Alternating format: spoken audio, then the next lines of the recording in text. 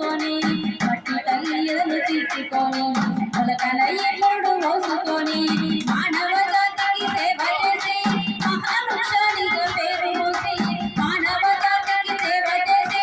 మహావృక్షానిగా పేరు మోసి పుట్టేడు కష్టాలలో చెప్పుకున్నా సుఖమూల నిప్పు చూసుకున్నా పుట్టేడు కష్టాలలో చెప్పుకున్నా